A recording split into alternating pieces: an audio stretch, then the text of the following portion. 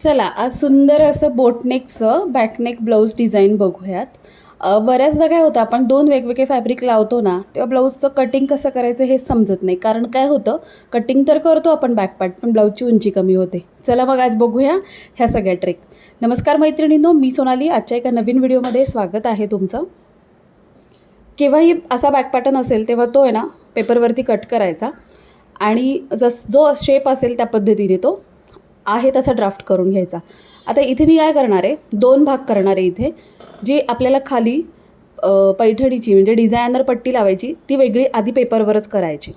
तर पहा, मी इथं ती वेगळी करते पट्टी. जसं आहे तसं आपलं ड्राफ्टिंग करून घ्यायचं. गळ्याचं ड्राफ्टिंग मी केलेलं आहे. आता ज्यांना बोटनेक ब्लाऊज कटिंग स्टिचिंग शिकायचं आहे ना, त्यांनी आपल्या यूट्यूबचे आधीचे व्हिडिओ बघा. बरेच बोटनेकचे ब्लाऊजचे कटिंगचे व्हिडिओज मी ऑलरेडी शेअर केलेले आहेत. स्टिचिंगचे पण व्हिडिओ आहेत. हा फक्त आपण बॅकनेक पॅटर्न बघतो आहे. तर हा मी वेगळा कट केला आहे आणि हा अप्पर पार्ट वेगळा आहे.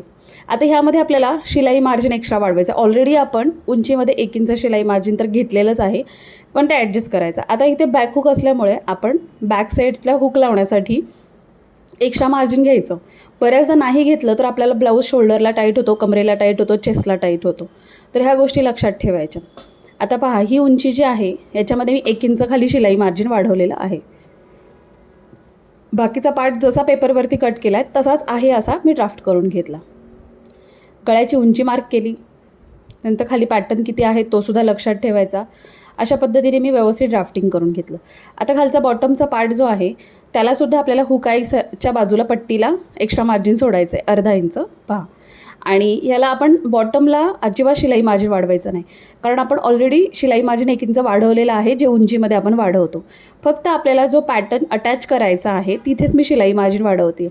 तर वरचा भाग आहे त्याच्यामध्ये मी 1 इंच वाढवले आणि खालचा भाग आहे त्याच्यामध्ये 1/2 इंच वाढवले, कारण ही पट्टी आपण प्रॉपर तयार करून घेणार आहोत आधीच.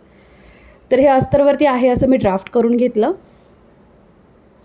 आता हे दोन्ही पार्ट आपल्याला अस्तरवरचे कट करून घ्यायचे.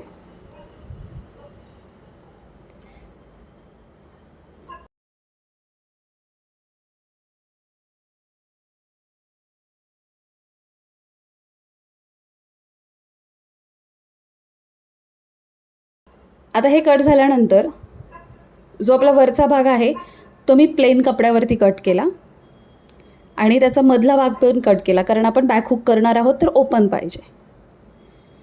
त्यानंतर बॉटमला आपण जी पट्टी लावणार आहोत ती ह्या पीसवरती मी कट करते आहे डिझायनर फॅब्रिकवरती. असं काही नाही आहे, तुम्ही प्लेन फॅब्रिक आणि डिझायनर फॅब्रिक वेगवेगळं आणू शकता.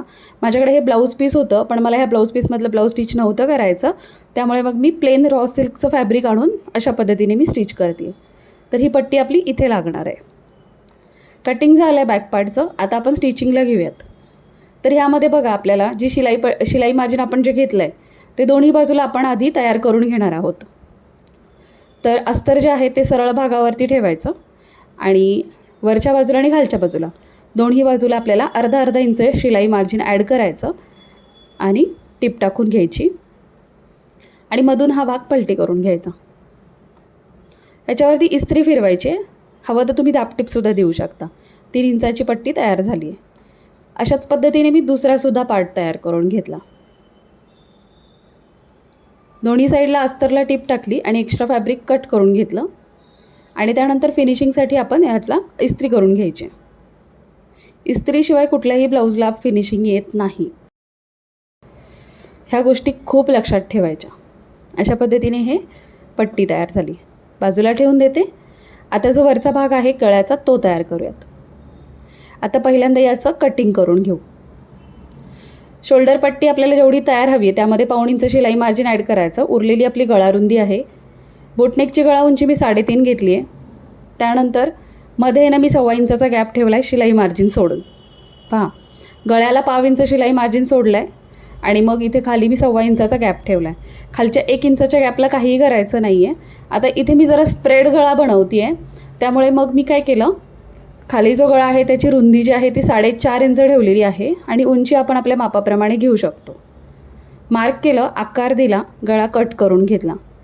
बोटनेक पण आणि खालचा पॅटर्न दोन्हीही कट केले. आता मेन फॅब्रिकवरती अस्तर ठेवायचं आणि आपल्याला हे स्टिच करून घ्यायचं आहे. जो शेप आहे त्या शेपने. तुम्हाला हवं तर तुम्ही इथे कॅनव्हासचा सुद्धा वापर करू शकता.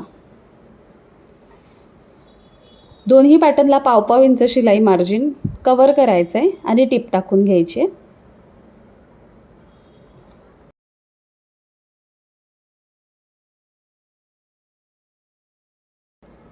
टिप टाकून घेतली, मधला भाग बरोबर सव्वा आलाय का ते चेक केला. गळे कट करून घेतले, नॉचेस दिले. नॉचेस बऱ्याचदा कर्व शेपवरती अर्धा इंचावर द्यायचे, जेणेकरून हा जो पॅटर्न आहे तो पलटी व्हायला खूप छान मदत होते. पलटी करून घेतला, नख मारलं आणि आता साईडचे भागसुद्धा आपण जोडून घेऊया. त्याच पद्धतीने मी दुसरा पार्टसुद्धा तयार करून घेते आहे. आता दुसरा पार्ट तयार करताना आपण जो पहिला पार्ट तयार केला आहे त्यामध्ये 1.25 इंच मार्जिन बरोबर राहिलं आहे, पण दुसऱ्यामध्ये गोंधळ व्हायला नको म्हणून पुन्हा तो क्रॉस चेक करायचा ठेवून. ब्लाऊजचं फिनिशिंग जर तुम्हाला हवं असेल तर ज्या काही मी टिप्स तुम्हाला देते त्या सगळ्या फॉलो जर केल्या तर 100% ब्लाऊजला फिनिशिंग पण येणार आहे आणि फिटिंगसुद्धा येणार आहे. दुसराही पार्ट मी छान तयार करून घेतला. त्यानंतर इस्त्री करायची, कारण काय होतं अस्तर आणि मेन फॅब्रिकमध्ये जे काही बबल्स वगैरे फुगा आला असेल तो क्लिअर होऊन जातो. आता आपण पट्टीसुद्धा तयार करून घेतली, वरचा पार्टसुद्धा तयार झालेला आहे. आता हुकाय पट्टी बनवायची. बरोबर अर्धा इंच शिलाई मार्जिन जाईल असं आपण जसं फ्रंटला हुकाय पट्टी करतो तशीच करायची. फक्त इथं आपण ऑलरेडी फिनिशिंग देऊन घेतलेलं आहे, त्यामुळे दोन्ही साईडला व्यवस्थित फोल्डिंग पट्ट्या वापरायच्या आणि हुकाय पट्टी जोडून घ्यायची. हुकाय पट्टी जोडताना सुद्धा कमी जास्त व्हायला नको दोन्हीही भाग, नाहीतर परत तुमच्या ब्लाऊजचं फिनिशिंग जाणार आहे. कारण पूर्ण ब्लाऊज हा तुमचा बॅकनेक जर पॅटर्न असेल तर त्या फिनिशिंग दिसण्यावरती खूप मॅटर करतो. त्यामुळे व्यवस्थित फिनिशिंग द्यायचं. बघा हे पार्ट एकदम छान असे इक्वल आलेले आहेत, म्हणजे समांतर आलेले आहेत आणि हुक्स लावल्यानंतर सुद्धा ते छान दिसणार आहेत. हा झाल्यानंतर आपण ज्या बेल्ट तयार केले होते त्यालासुद्धा हुकाय पट्टी तयार करून घ्यायची. बघा ही सुद्धा सुंदर अशी मी हुकाय पट्टी तयार करून घेतली. आता ब्लाऊजची उंची चेक करायची आणि जी काही तुमची तयार उंची असेल त्याप्रमाणे बरोबर ही पट्टी त्यावरती ठेवायची. तर वरती आपण 1 इंच शिलाई मार्जिन घेतलं होतं आणि खालच्या बेल्टला आपण अर्धा इंच शिलाई मार्जिन घेतलं होतं. सो त्या पद्धतीने ते जाईल या पद्धतीने व्यवस्थित बेल्ट ठेवून घेतले, इक्वल करून घेतले, मार्क केलं, दोन्ही बाजूला ते छापून घेतलं छान आणि आता हे बेल्ट मी अटॅच करून घेते. सो फायनली हे बेल्ट मी अटॅच करून घेतलेला आहे आणि सुंदर असा हा बॅकनेक तयार झालेला आहे. 2 वेगवेगळ्या फॅब्रिकमध्ये जेव्हा आपण पॅटर्न तयार करतो तेव्हा थोडंसं लक्ष जर दिलं तर ब्लाऊजची उंची कमी होणार नाही आणि फिनिशिंगसुद्धा छान येईल. आणि बॅकहुक असल्यानंतर फिनिशिंगकडे खूप जास्त लक्ष द्यावं लागतं, कारण बॅकहुक जेव्हा ब्लाऊज असतो तेव्हा डिझाईन प्लस बॅकहुक या दोन्हीचा बॅलन्स आपल्याला साधावा लागतो. सो अशा प्रकारे सुंदर असं डिझाईन तयार झालेलं आहे. कसा वाटला ब्लाऊज किंवा कसं वाटलं डिझाईन हे मला नक्की कमेंट करून सांगा. आवडलं असेल तर व्हिडिओला लाईक करायला विसरू नका. चॅनल नवीन असेल तर चॅनलला सबस्क्राईब करा. चला बाय, भेटूया अशा छानशा एखाद्या कटिंग, स्टिचिंग किंवा बॅकनेकच्या व्हिडिओसोबत. Bye everyone.